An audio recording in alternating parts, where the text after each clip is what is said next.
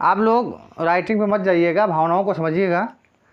तो अब हम आगे की बात करें तो देखिए, इनको क्या कहा जाता है? ऊष्म व्यंजन कहा जाता है। ऊष्म व्यंजन कहते हैं, यानी ये जो तालव्य श है और मूर्धन्य श है और ये दंत श है और हा, इनको क्या कहा जाता है? ऊष्म व्यंजन कहा जाता है। ऊष्म व्यंजन, ऊष्म व्यंजन कहते हैं। ऊष्म व्यंजन क्यों कहते हैं? जब हमारे अंदर की वायु जब बाहर की ओर निकलती है तो क्या करती है? ये रगड़ खाते हुए बाहर की ओर निकलती है। तो इससे क्या होती है? एक ऊष्मा होती है, यानी जब हम ऊष्मा पैदा होती है। आप इनका उच्चारण करके देखिएगा, शा। तो यानी क्या होता है? जो वायु होती है जो निकलती है गर्म होती है, इसलिए इनको क्या कहा जाता है? ऊष्म, ऊष्म कहा जाता है। और व्यंजन है तो व्यंजन इसलिए कहा जाता है, तो यानी ऊष्म व्यंजन, ये ऊष्म व्यंजन है। और जो छ, त्र, ज्ञ, इनको क्या कहा जाता है? संयुक्त व्यंजन कहा जाता है। क्यों क्या कहा जाता है? ऊपर हम लोगों ने पढ़ा था संयुक्त स्वर, संयुक्त स्वर पढ़ा था। और यहाँ हम क्या पढ़ रहे हैं? संयुक्त स्वर। वहाँ दो स्वर मिलकर के बने थे, तो इसलिए वहाँ पर संयुक्त स्वर थे। यहाँ पर दो व्यंजन मिलकर बने हैं, तो इसलिए क्या कहा जाता है? संयुक्त व्यंजन कहा जाता है।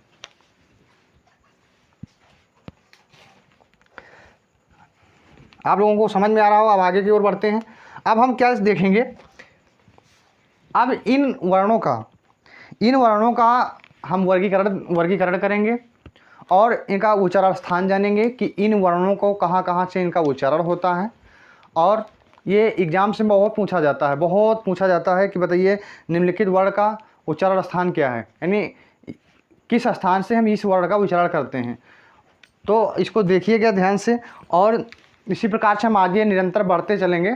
और जैसे जिह्वा के आधार पर, मुखाकृति के आधार पर और वायु के आधार पर, श्वास के आधार पर, इन तमाम प्रकार के वर्णों को हम वर्गीकृत करेंगे और उसको बारी बारी से एक अच्छी तरीके से समझते हुए चलेंगे। तो अभी तो फिलहाल हम उनका उच्चारण स्थान जानेंगे, उनका उच्चारण स्थान जानेंगे कि किन वर्ण का उच्चारण स्थान कहाँ पर है। तो आइए देखते हैं।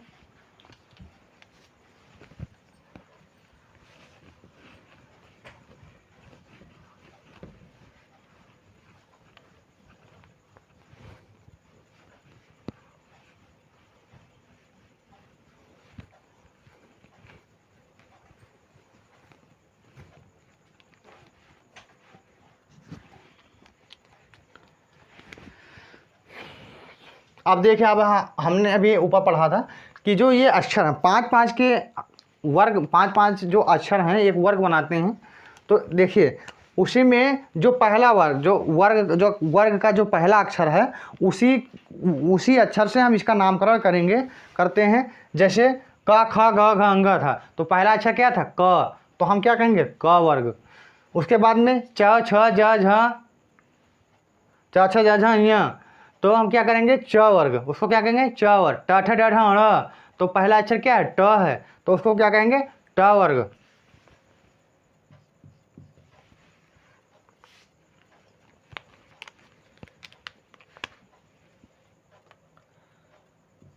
ट वर्ग। पहला वर्ग कौन सा है? क वर्ग। क वर्ग, क वर्ग में क, ख, ग, घ, क, ख, ग, घ, ङ। इनका जो उच्चारण स्थान है, इनको कहाँ से बोला जाता है? इनको कहाँ से बोला जाता है? तो इनको कंठ से बोला जाता है। कहाँ से बोला जाता है? कंठ से। कंठ से बोला जाता है, कंठ से बोला जाता है, इसलिए इन्हें क्या कहा जाता है? कंठे वर्ण कहते हैं। क्या कहते हैं? कंठे वर्ण कहते हैं।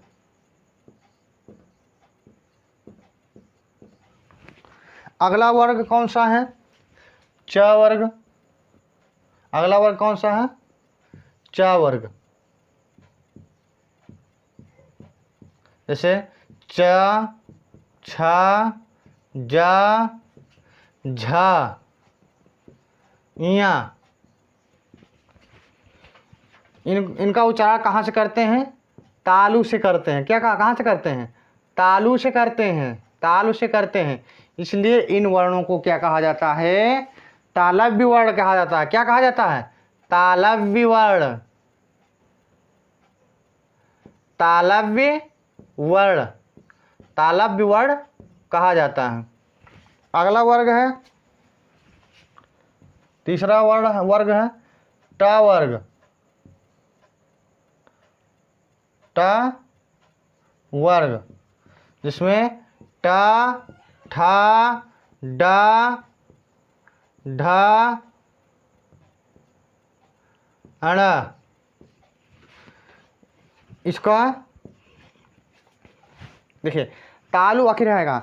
जैसे जो हमारा मुख है, जो मुख के भीतर का जो ऊपरी छत होता है, जो ऊपर वाला भाग होता है, उसके जो पीछे वाला भाग होता है, जो पीछे वाला भाग होता है, यानी मुख के भीतर का जो छत का जो पीछे वाला भाग होता है, उसे तालु कहा जाता है।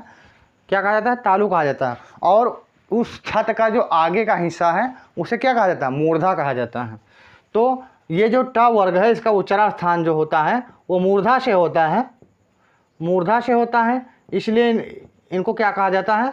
मूर्धन्य वर्ण कहा जाता है। क्या कहा जाता है? मूर्धन्य वर्ण, मूर्धन्य वर्ण कहा जाता है, मूर्धन्य वर्ण कहते हैं। अब अगला वर्ग जो है वो है ता, थ, द, ध, न। ता, थ, द, ध, न। तो त वर्ग है। अब इसका उच्चारण स्थान देखिए आप लोग। त, अब बोलिए, उच्चारण करिए, बोलिए त, बोलिए मेरे साथ। त। देखिए जो हमारी जिह्वा है वो दांतों को क्या करते हैं? टच करते हैं। तो त वर्ग में कौन से? त, थ, द, ध, न। आप लोग इनका उच्चारण करिए। देखिए दांत से टच करते हैं तो इसलिए क्या कहा जाता है? इसे दांत से, यानी दंत से क्या करते हैं? इनका उच्चारण दंत से होता है। तो क्या कहते हैं इसको? इसको क्या कहते हैं? दंती वर्ण कहते हैं। क्या कहते हैं? दंती वर्ण कहा जाता है।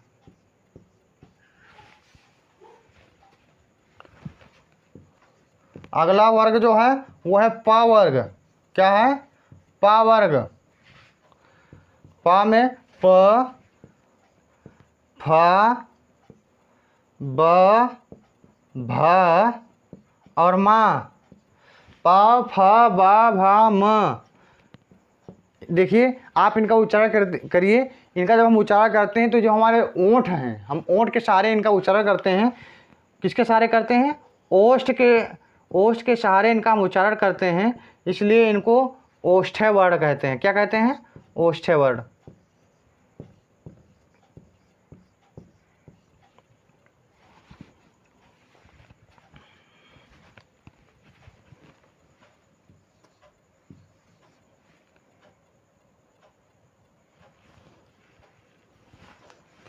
अब आगे की ओर देखेंगे।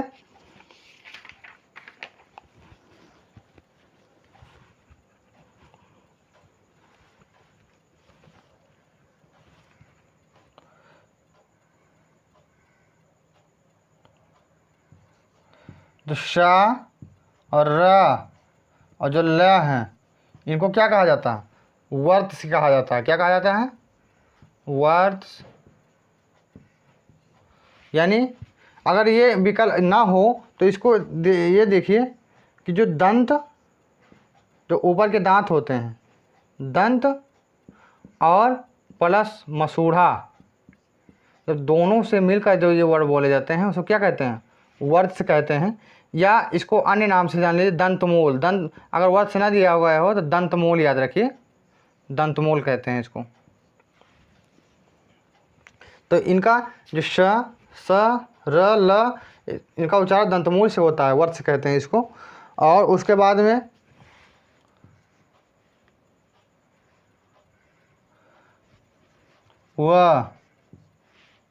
वाव का उच्चारण स्थान जो है वो है दंत प्लस ओष्ठ। ओष्ठ से बोला जाता है, यानी दांत और ओठ दोनों के सहारे बोला जाता है। तो इसलिए इसको क्या कहते हैं? दंतोष्ठ। दंतोष्ठ, वह क्या है? दंतोष्ठ है। वह क्या है? दंतोष्ठ है।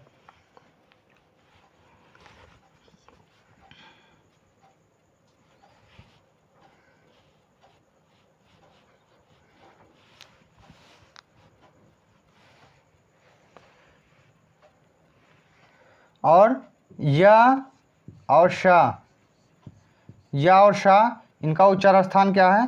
तालु। इनको तालु के सहारे बोला जाता है। किसके सहारे बोला जाता है? तालु। ये वाला जो शा है ये मूर्धा से बोला जाता है, इसलिए इसको मूर्धानी कहते हैं। मूर्धा से बोला जाता है, ये मूर्धा से बोला जाता है।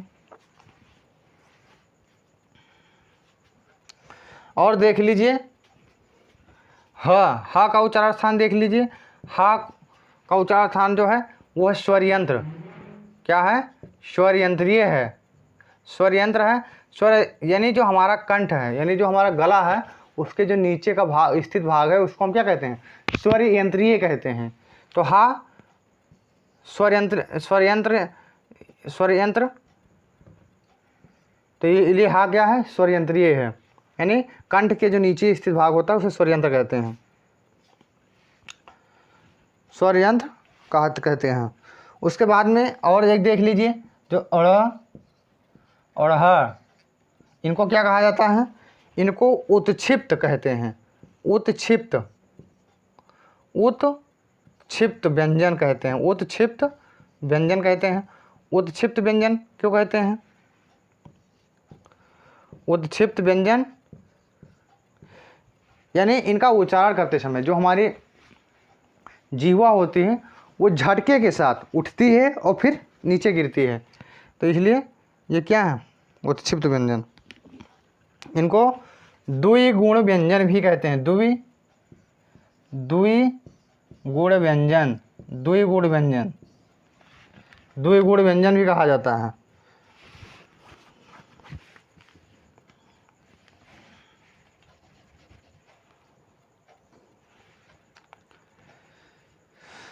और अब इनका देख लीजिए। अब थोड़ा हम स्वरों का भी देख लेते हैं, उसके बाद हम आगे स्वरों का थोड़ा देख लेते हैं।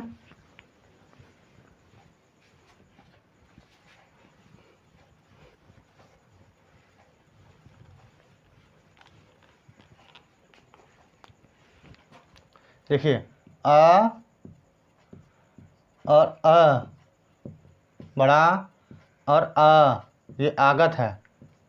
इसका जो उच्चारण स्थान है वो है कंठ। क्या है? कंठ। ए और बड़े ए, इनका जो उच्चारण स्थान है वो है तालु। क्या है? तालु।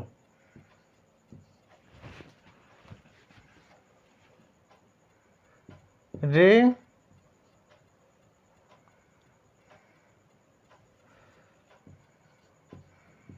ओ और ओ, इनका उच्चारण स्थान है मूर्धा। ये मूर्धा से बोला जाता है। मूर्धा आप लोग जानते हैं ना, जो जो हमारे मुख के जो जो ऊपर वाला छत है उसके जो आगे का भाग होता है, यानी दांत, दांत का जो पीछे वाला भाग होता है ऊपर की वो मूर्धा होता है। हाँ, वो और वो ये ओष्ठ के सहारे बोले जाते हैं। किसके सहारे? ओष्ठ के सहारे बोले जाते हैं। इनका उच्चारण स्थान है ओष्ठ। री, री जो है मूर्धा से बोला जाता है।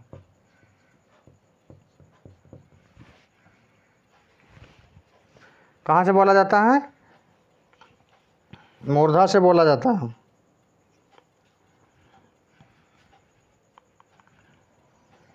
और देख लीजिए,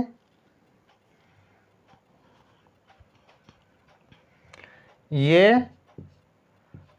और आए, ये कंठ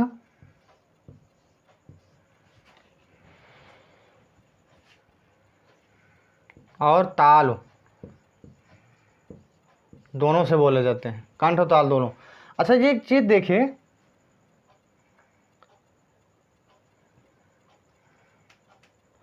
कंठ ताल क्यों कहते हैं? देखो अब देख लीजिए आ क्या है, कंठ है, और ई देख लीजिए ई क्या है, तालु है। तो जब दोनों मिलेंगे तो क्या हो जाएंगे भाई, दोनों कंठ तालु। देखो ये कंठ है, ये तालु है, तो ये जो बना तो इसका उच्चारण क्या होगा, कंठ तालु। अब देखिए वो और आओ, इनका जो उच्चारण स्थान है वो है कंठ और ओष्ठ, कंठ और ओष्ठ। अब इसको भी देख लीजिए, देखो आ क्या है, कंठ, और वो ऊ का उच्चारण स्थान क्या है, आ क्या है उच्चारण कंठ, और ऊ का उच्चारण ओष्ठ। तो दोनों मिलकर क्या हो जाएगा, आ धन ऊ बराबर वो हो जाएगा। अब ये दोनों मिलकर क्या हो जाएगा, आ कंठ वो ओष्ठ, तो दोनों मिलकर क्या हो जाएगा, कंठोष्ठ। ठीक, तो कंठ तालव्य, तो ये कंठ तालव्य है, कंठ तालव्य वर्ण है, और ये कंठोष्ठ, कंठोष्ठ।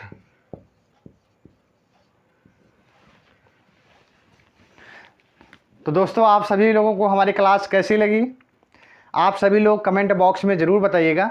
आप सभी लोग वीडियो को एंड तक ज़रूर देखिएगा, और इस वीडियो को ज़्यादा से ज़्यादा लोगों तक शेयर कीजिए, ताकि ये उन लोगों तक पहुंच सके वास्तव में जिनकी ज़रूरत है। तो आप सभी लोग हम लोगों को, इस परिवार को ढेर सारा प्यार दीजिए, और हमारे चैनल को सब्सक्राइब कीजिए। धन्यवाद।